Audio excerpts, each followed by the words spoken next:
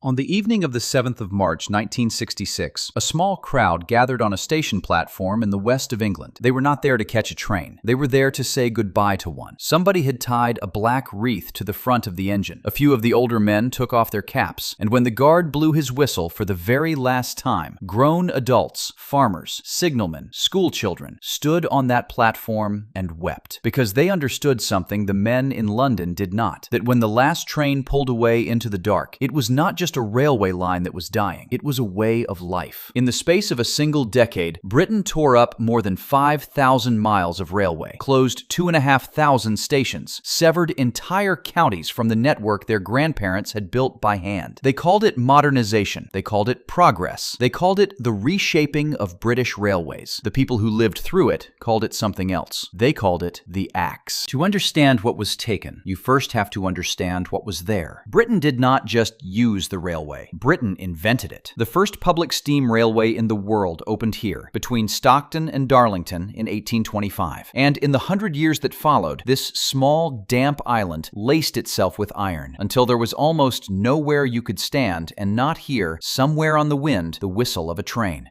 It was all built by hand. An army of laborers called navvies, short for navigators, cut the embankments and bored the tunnels with little more than picks, gunpowder, and muscle. Thousands of them died doing it. Every great viaduct that still strides across an English valley is, in a sense, a monument to men whose names we never recorded, who gave their lives so that a country could move. By the year 1900, nearly every town in the country had its own station. Not a bus stop, not a request halt, a station. With a station master who knew your name, a waiting room with a coal fire, and a clock the whole town set its watches by. The branch line was the artery of rural Britain. The morning train carried churns of milk to the city before breakfast. It carried fish, fresh from the coast, inland by nightfall. It carried coal to the village, post to the farm, the newspaper, the doctor, the bride in her white dress, and the local lad off to war. And too often, it carried him home again under a flag. And the heart of it all was not the great terminus at Paddington or Waverley. It was the 1,000 tiny stations you have never heard of. Picture one of them on an ordinary Tuesday. The station master up before light to take the milk train. The porter who carried every bride's luggage and every coffin in the parish. The boy sent to collect a parcel, who lingered to watch the express go through and felt the platform tremble. On market day, the little waiting room was the warmest room in the village. On a Saturday night, it was where the young people met the last train home, breathless and laughing. The station was not a building. It was the place where a whole community reached out and touched the rest of the world. If you grew up in a village in 1950, the railway was simply there, as permanent as the church and the hills. It was how you got to your first job, how you took your sweetheart to the seaside on a bank holiday Monday, how you came home for Christmas with snow on your shoulders. Nobody imagined it could disappear. You might as well have told them they were going to close the sky. At its height, the British railway network stretched over 20,000 route miles. It was, mile for mile, one of the densest, most complete transport systems any nation on Earth had ever assembled. There were grand expresses with names that sang: the Flying Scotsman, the Cornish Riviera, the Golden Arrow. And there were 10,000 humble little trains that no one ever wrote a song about, quietly stitching the whole country together. And the genius of it was the way the grand and the humble worked as one. The mighty terminus was only as useful as the tiny halt at the far end of the branch that fed it. A farmer's wife could board a two-coach train at a station barely bigger than a garden shed, change at the junction, and by evening, step out beneath the great roof of a London terminus, all on one ticket, all on one seamless web of iron. No one had designed this web from above. It had grown, over a century, like a living thing, until it reached very nearly everywhere a person might wish to go. It was, without anyone quite noticing, one of the wonders of the modern world. And within 20 years, a third of it would be gone. The question that has haunted Britain ever since is a simple one. How? How does a country destroy the very thing it gave the world? The answer begins, as these things so often do, not with malice, but with a balance sheet. By the end of the Second World War, Britain's railways were broken. 6 years of bombing, of running engines into the ground with no time to repair them,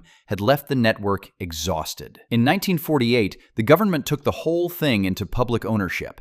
and inherited a problem it had no idea how to solve. Because something was changing on the roads outside, the motor car. For the first time in history, the ordinary family could own one, and as the cars multiplied, the little trains that had served the villages for a century began to run emptier and emptier. A branch line that once carried 100 passengers a day was now carrying 9, and every one of those 9 could see the new bus stop from the carriage window. The government's first answer was to spend. In 1955, it poured the equivalent of billions into modernizing the railway. New diesel engines to replace the steam, new wagons, new signaling, but much of it was wasted. They bought locomotives that didn't work, and marshalling yards for freight that was already deserting to the motorways. The losses didn't shrink, they grew. By 1960, the railways were losing well over £100 million a year. The government decided it had had enough, and so it went looking for a man who could read a balance sheet and who would not flinch. His name was Dr. Richard Beeching. He was not a railwayman. He had never run a railway in his life. He was a physicist and a senior executive from the chemical giant ICI, a man who believed in numbers the way other men believe in God. In 1961, the government made him chairman of British Railways on a salary so enormous it caused a scandal in Parliament. £24,000 a year, more than the Prime Minister himself earned. The newspapers mocked his round, comfortable figure and his absolute, unshakable faith in the figures on the page. His brief was brutally simple: stop the bleeding, whatever it costs. So Beeching did what a scientist does. He measured. For 1 week in 1961, he ordered every passenger and every parcel a single snapshot of a system a century in the making. And here is the first cruelty of the story. He chose a week in April, not August, when the holiday lines to the coast groaned with families and buckets and spades, when those same lines ran half empty in the rain. The seaside branch that paid for itself 3 times over every summer was judged on a wet week in spring and found guilty. On the 27th of March, 1963, Beeching published his findings in a document with a dry, bureaucratic title: The Reshaping of British Railways. History would give it a shorter name: the Beeching Report. Its conclusions were staggering. He proposed to close more than 5,000 miles of line, to shut over 2,000 stations, to end passenger services across great swaths of Scotland, of Wales, and of the English countryside at a stroke. He pointed out that half the country's stations brought in just 2% of its revenue, that a third of the route mileage carried just 1% of the traffic. On paper, the logic was iron. These lines lose money, therefore these lines must go. The report landed on the country like a bombshell. There were protests in market squares and furious meetings in village halls. The unions called it a betrayal. The newspapers gave the mild, methodical doctor a new and savage nickname: Beeching the Butcher, and printed cartoons of him swinging an axe at a map of Britain. Whole communities wrote to their members of parliament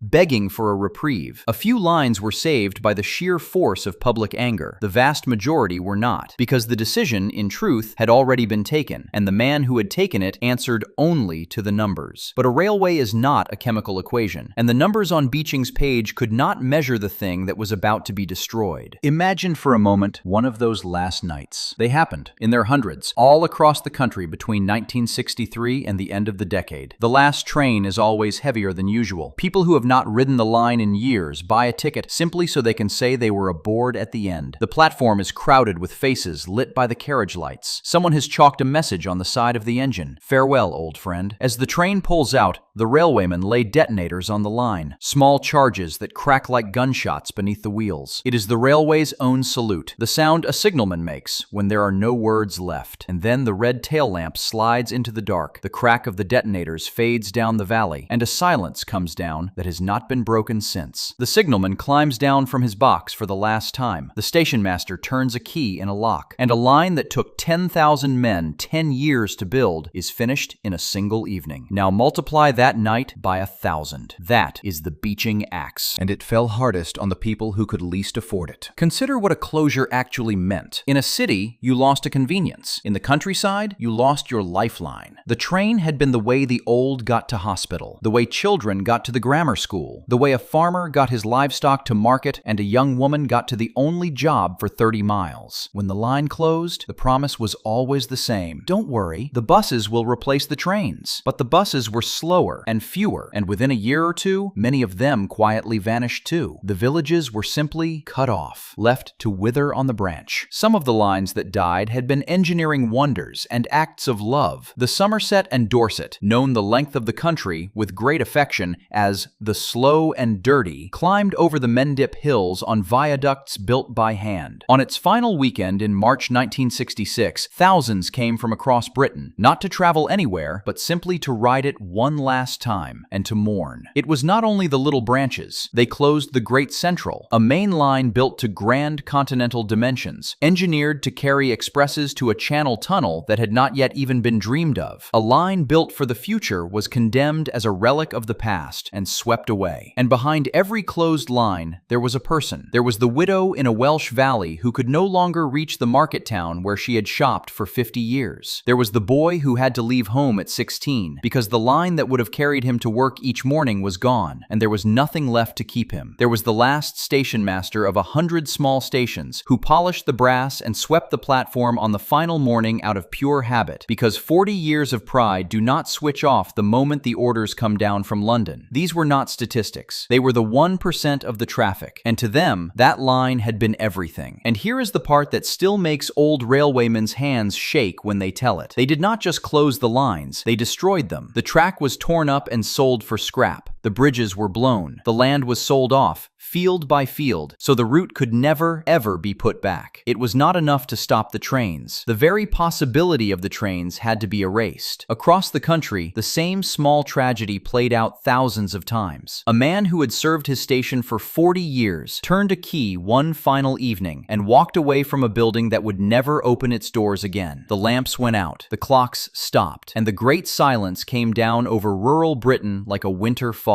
So, was it worth it? For decades, we were told there had been no choice. The lines lost money. The country was broke. Beeching, we were assured, had simply done the necessary, unpleasant arithmetic that weaker men had ducked. But as the years passed, the arithmetic began to look less and less honest. Because Beeching had counted the cost of the railways, but he never counted the cost of closing them. He never asked what would happen to the roads when millions of journeys were forced onto them. He never costed the congestion, the road deaths, the fumes, the market towns that would slowly die once their connection to the world was cut. And he had a conflict, sitting at the very top of the government beside him. The transport minister who appointed him, a man named Ernest Marples, had made his personal fortune from a company that built roads. The very man deciding the fate of the railways stood to gain from every mile of tarmac that replaced them. And the roads did not cope. They never could. The promise had been that the car and the lorry would glide into the space the trains left behind. Instead, the towns choked. Journeys that once took 40 quiet minutes by rail became 2 crawling hours by road. Within 20 years of the Axe, the very politicians who had cheered it were quietly building bypasses and widening motorways to carry the traffic a railway had once carried for them, at a fraction of the cost and without a single death. And slowly, the country began to understand what it had done. By the turn of the century, reversing Beeching had become a phrase that won elections. Governments set aside fortunes to reopen the very lines they had once raced to destroy, and those reborn lines promptly carried far more passengers than anyone had dared to predict. To this day, we are trying to buy back the railway we threw away. And consider how completely the verdict of history has turned. In the 1960s, to defend the branch lines was to be dismissed as a sentimentalist, a nostalgic standing in the path of progress. Today, the closures once sold as bold and modern and necessary are spoken of across the whole of politics as a national blunder. The people who wept on the platforms were not behind the times. They were ahead of them. They simply had the misfortune to be right too early to be believed. And the scars are everywhere if you know how to look. A bridge in the middle of a field, carrying a road over nothing at all. A pub called the Railway Inn, 3 miles from the nearest track. A dead straight footpath through the woods, level and true, where the iron used to run. These are the ghosts of the network we destroyed. Britain is haunted by its own railways. The men who drew the line lines on the map in 1963 were not evil. They were tired men with a hard problem and a sharp pencil in a country that could not see what was coming. But they made a mistake we are still paying for. They believed the only things worth counting were the things you could put in a ledger. They forgot the milk train and the school children. They forgot the station master who knew your name. They forgot that a railway is not a business. It is a promise a country makes to its own people that no matter how far out you live, you will never be entirely cut off. On that platform in 1966, the old men took off their caps because they understood. Once a railway is truly gone, the rails lifted, the bridges down, the land sold away, it almost never comes back. They didn't just close a railway that day. They closed a door on the world that built it. And somewhere out there tonight, beneath the brambles and the rain, the ghost of that line is still waiting for a train that is never coming. This has been Forgotten Railways. If your village still remembers its station, or if you ever stood on a platform like that one, tell us its name in the comments. We read every one. And subscribe so these lines are not forgotten twice.